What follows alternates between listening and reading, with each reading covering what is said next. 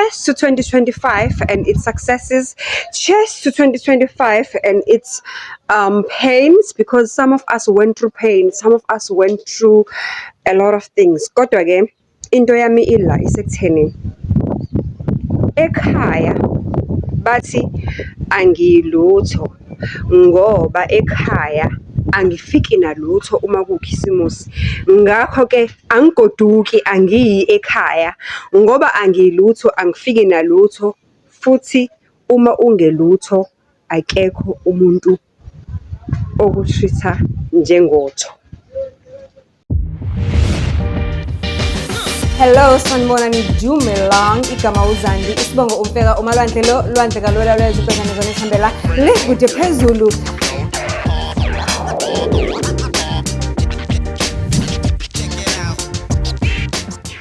Do join. It's a story time. It's a story time. It's a story time. Lalela. Esanamhlanje i-story time sihlisa ngethamo ngoba i-festive, ngoba sithoba ukoma, sisebenzile unyaka wonke kanzima, sigqilazekile unyaka wonke, sibhekene nezinto eziningi ezihlukahlukene. Abanye bethu baphumelele ku-2025, abanye bethu abaphumelelanga ngendlela abebefisa ngayo ku-2025, abanye bethu bakhalile ku-2025, abanye bethu bajabulile ku-2025. Kodwa most importantly is ukuthi usaphila. That's the most important thing, ukuthi as long as usaphila and usathi uma ubuka i-future ubone ukuthi the future is bright, I can still make it. Ngisaphila, uNkulunkulu usangiphile lo mzimba, usangiphile le ngqondo, kusaseyami, angiyishare namuntu. Angikho-ke lapho. La ngikhona kusekutheni ukuthi siyawuvala u-2025, and as siwuvala u-2025 ungakhohlwa ukuthi usubscribe, ulike, ushare, and then bese usipha ama super thanks, and then bese uba i-channel member. All I want to say to you is that ho ho ho ho ho, Merry Christmas to you, from my heart to yours. Imina umalwandle, ulwandle kaluwelwa, liwelwa zinkonjane zona zodwa ezihambela le kude phezulu. Ngila ukuzokufisela uncibijane omuhle nezilokothe ezinhle zikancibijane wena kanye nomndeni wakho. Ngithi nje ngikufisela ukuthi ngabe ujabule la ukhona. Ngiyazi ukuthi khona bangajabuli ngezimo ezithile zempilo, unyaka uhambanga kahle, izinto azihambanga njengoba boplanile, umsebenzi obowufuna uwutholanga, ubaba obomfuna umtholanga, ifamily oboyifuna uyitholanga. Abanye banawo ama-families, kodwa lawo ama-families ayafana nangekho. Ngike ngasho-ke ukuthi la ekhaya we've got a rich playlist. We've got Tinder Moments, which we are about to close. Maqala January, iTinder Moments siyayivala. I am opening a new segment that is about me, myself, and I. That is about me, myself, and I. Lower segment is talking about my life journey. It's called Up Close and Personal with Me. On that segment, ngicela ukuthi ungixolele ngoba most of the episodes engizowaposta kulo segment I will switch off the comments because of the sensitivity and of the sensitivity. Okay, angisho kanje ngesizulu. Angeke kube kuhle kumina ukuthi ngivule ama-comment section on kwamanye ama-episodes where I'll be doing it up close and personal, because azobe ekhuluma ngempilo yami ejulile nangendlela nezimo nezinto engizidlule kuzona empilweni. Ngesimo sokwazi ukuthi ku-YouTube and in all other platforms abantu bayathanda ukuba insensitive, and ngicela ukwazi ukuthi amanye wama-episode ngiwavala yaleyo up close and personal. If awukoyiboni ngizoyiphina ilink yakhona down below on this one so that you can actually get an idea of what will be happening in January 2026. Kodwa ngoba ngenze iphutha elikhulu mawukuthi angizange ngiqale ngokuthi ngikubonge ngihost Meaningful Conversations with uZandi Mfeka, ngikubonge ngokuthi ube la ucommente, usubscribe, ungagcini ngokusubscribe ubuke ama-adverts, ungagcini ngokubuka ama-adverts but ube yi-channel member, ungagcini ngokuba yi-channel member uphinde ungiphe ama-super thanks because lokho mina kuyangikhuthaza and kungipha umfutho ukuthi ngiqhubeke no-create i-content engicabanga ukuthi iyakwakha, iyakukhulisa, ikwenza umuntu and iyayishintsha, iyasiguqula isimo sempilo yakho nesimo somqondo wakho nendlela ocabanga ngayo. Ngakho-ke, with that being said, Merry Christmas. Ngiyakuthanda ngendlela ongeke waze wayiqonda ukuthi ngikuthanda kanjani. Ngelinye ilanga uyoqonda ukuthi ngikuthanda kanjani. Isikhathi sikaNcibijane-ke bakwethu, sibheke kahle kahle sisabhekanga nakuona sikuwo xathatha uNcibijane. Kunombuzo-ke engike ngawubuza laphaya ku-Facebook. Angazi uma ungakongilandeli ku-Facebook uthi ulindeni. I am Meaningful Conversations with uZandi Mfeka on Facebook. It's a page. I am Conversations with uZandi Mfeka on TikTok. It's a page. I am Conversations with uZandi Mfeka on Instagram. It's a page. Follow me on TikTok. Follow me on Instagram and follow me on Facebook. And remember ukuthi wonke ke lama platforms because iwona ane feature. Angazi ukuthi yini feature ngesizulu. Kodwa iwona lama platforms ane feature yokuthi ukwazi ukuthi wena mawufuna ukungi-DM, mawufuna ukungisendela i-story sakho direct usifake lapha ku-inbox singene, iwona ama-platforms analowo feature leyo. Ngakho ngiyakucela ukuthi uma ufuna ukungi-DM, uma ufuna ukukhuluma nami, uma ufuna ukungi-WhatsApp, mhlawumbe ufuna ukusenda i-story sakho, mhlawumbe ufuna ukusenda noma yini, mhlawumbe ufuna ukuzwa kwi-podcast, 071 941 9417 071 941 9417. Uma kuwukuthi uku-WhatsApp, senda nje wena i-voice note and wenze uqikekele ukuthi i-voice note ayikho more than 3 minutes. Zama nje ukuthi uyifinqe i-story sakho then ngizobe sengibuyela kuwena and khumbula ukuthi usukhuluma nami ngqo. Awukhulumi ne-assistant yami, awukhulumi no-producer, kodwa usukhuluma nami ngqo. Khuluma nami ngqo ungitshela ukuthi ku-2026 ufuna ukuthi sikhonekthe kanjani, unesitoro osilethayo, ufuna ukuza kwi-podcast, yini ofuna ukusizakala ngayo, kuba kuningi. Kodwa 9 engilethana namhlanje ukuthi number 1, ngicela ukukufisela cheers uNcibijane omuhle nonezilokotho ezinhle wena kanye nomndeni wakho.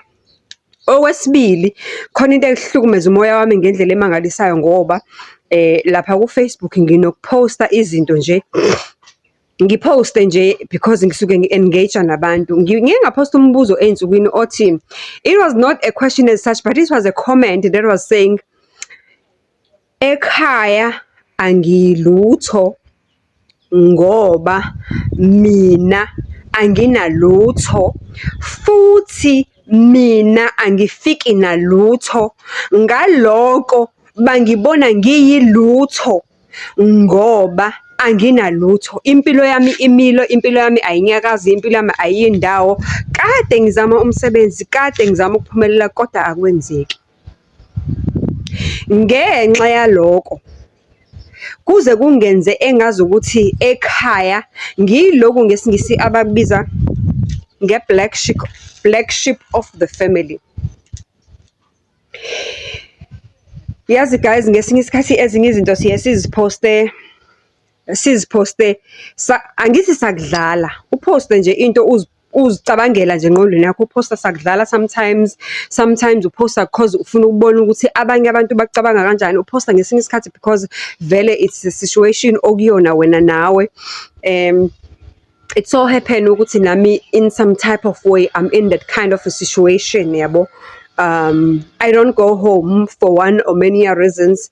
Nizokuthola lesi story nizosithola siphelele kwi-up close and personal ukuthi yini mina eyangenza ngigcine ngingasayi ekhaya ngoNcibijane. In fact, not just ngoNcibijane but just to stop going home completely because there is a lot that happened. Guys, ngicela ukunitshela ukuthi ayikaze iphoxeke kanje inhliziyo yami ngoba ngithe uma ngiyiposta lento le ngathola ama-comments ebengingawalindele. In fact, one comment was saying mina ngisaya ekhaya ngoba, well, usisi ebethi Ngiye ngizitshela ukuthi uma ngiye ekhaya ngizohlala only 2 days, uChristmas 25 and 26, and go back la engisebenzela khona la engihlala khona, ngenxa yokuthi uma ngiye ngafika nje nganyathela emagcekeni ekhaya awupheli u-24 hours ngingalwanga noma wami ongizalayo. Guys, some of us wish they could go into the graves and dig up umzali. Uke wabona uma ngabe ukuleya simo lesa ukuthi engazi ukuthi ungazithola, yabona namhlanje njengoba ngiqopha le video is the 24th of December 2025, and alukho usuku uma wami elalubaluleke kuyena kuncibijane uwonke uphelele okudlula lolu suku, because lolu suku ilona suku wayeyathi yabona mangabe ku 24th of December 2025 sengiyazi ukuthi makushona ilanga zithi 8:10 PM ubani ezinganeni zami ozobe nami ngoKhisimusi. Ngiyazi ukuthi ubani kuyizihlobo zami ozobe enami ngoKhisimusi. Ngiyazi ukuthi ubani kuma in-laws wami ozobe nami ngoKhisimusi. And wena yet you are here telling us ukuthi ukuya ekhaya on a Christmas or on a festive, it's a pain because you actually fight with your mother. Alukho usuku guys engimkhumbula uma wami ongidlula usuku langezi 24 kuDisemba, ngoba uma wami on the 24th of December will go all out ukudlula uKhisimusi. She will cook, she will make things that makes people be celebrated, she will give us our gifts, and it's painful. And then another comment was saying ukuthi mina sengayeke ukuya ekhaya ngoKhisimusi ngenxa yokuthi ekhaya bangibona ukuthi ngiyini, angisebenzi, ngifundile ngine-degree kodwa kade ngizama umsebenzi ayikho into ehlanganayo, ngagcina ngiphuma ekhaya ngiyophila impilo yami ngedwa, ngoba ngicabanga ukuthi mhlambe ngizokwazi ukucabanga kangcono uma ngingedwa. Kodwa njengoba ngikhuluma nawe sisandile, ngisebenza ka-retail, ama-hours aka-retail made, sisebenza throughout the year, nange-festive siyasebenza, and futhi kahle kahle ukusebenza nge-festive ikona kungcono ngoba ikona kuletha imadlana engcono, ngoba ama-holiday lawa aya-double pair. So as a double pair nami ngizama ukugijimisa impilo ukuthi at least ngiyithole leya mali ithi xaxa, uyayibona? Uma ngiyithola ithi xaxa yenza ukuthi ngikwazi ukuphumula kwezinye izinto, ngiphumule komashonisa, ngiphumule ekhokheleni ingane i-crash, ngiphumule ey'ntweni ey'ningi, because at least uma ngisebenze wonke lama double pays lama holiday kaDisemba ngisuke sengazi ukuthi ngoJanuary ngine school fees siphelele, ngine stationery siphelele. Guys, when did we get to this level ukuthi our families are the very same people who despises us and who hates us for ukungaphumeleli, ngoba all of their hopes and amaphupho wabazali bethu bona abahluleka ukuwafeza, bafuna ukuwafeza ngathi. Uma behluleka ukuwafeza ngathi bagcina besizonda. Uke wakuleso simo?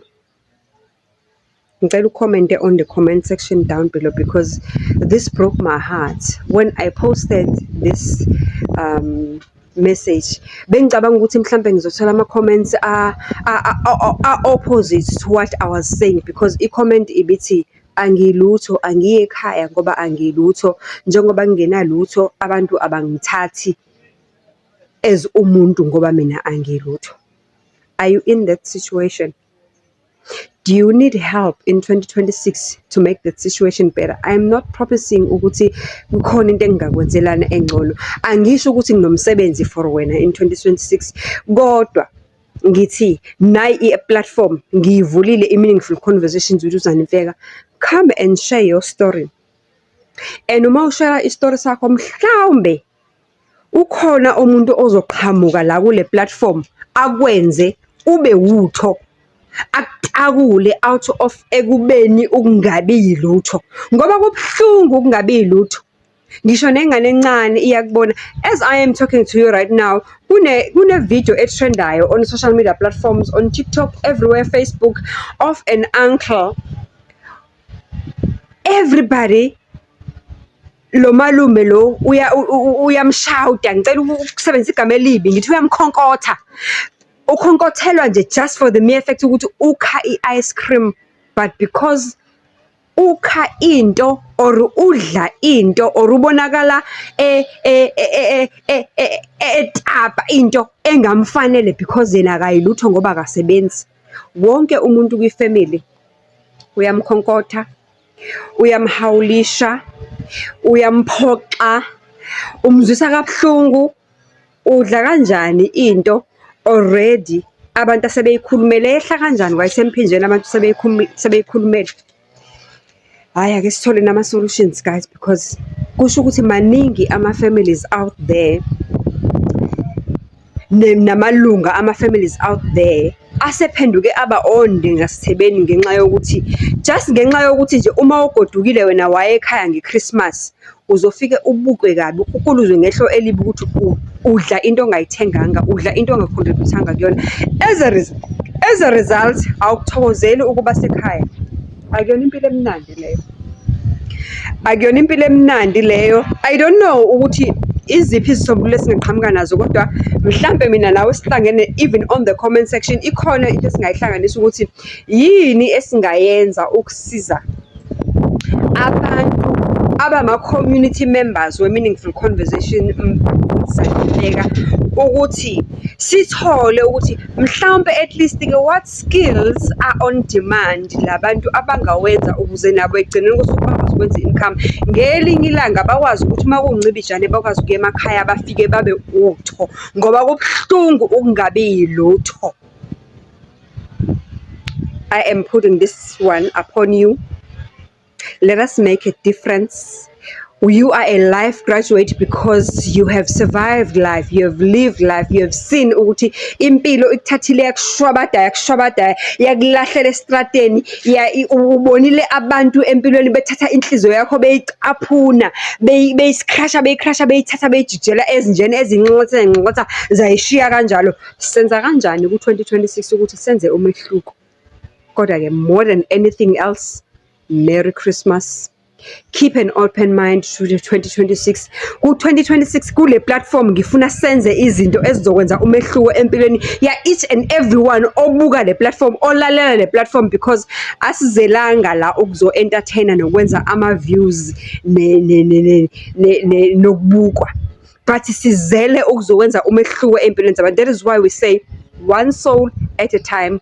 We educate, we inspire, we entertain, but we don't forget ukuthi izimpilo zabantu esidila nazo, they matter. We need to make a difference in them. With that being said, happy 2025, happy festive, happy new year, happy everything. Don't forget to like, comment, subscribe, share, watch all the advertisements that are in these episodes, and don't forget to become a channel member. And you can also give us lawo ma-bonus lawo ngiyawacela phela. Again ngiphe ama-super thanks. Ngiyazi ukuthi throughout there you've been watching and laughing and engaging, kodwa nje ubulo ukuthi hayi ngibroke awungiphe ama-super thanks. Hayibo uDecember helele uDecember, ayibo stakiwe sibari siyajolela. Ayi ngosibari ngiyakuthanda mbukeli we-Meaningful Conversations uzaniphe. Merry Christmas from my heart to yours.